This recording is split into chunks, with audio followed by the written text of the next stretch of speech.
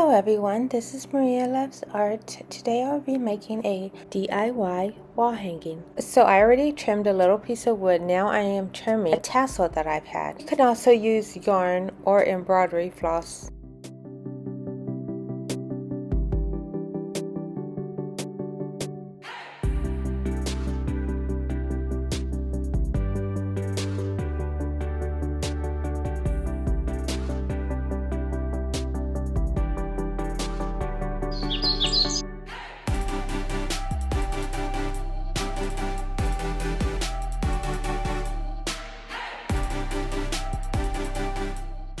These are some of the flowers I have used on other projects.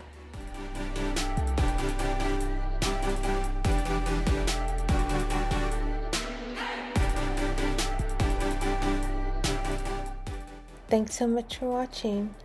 Goodbye.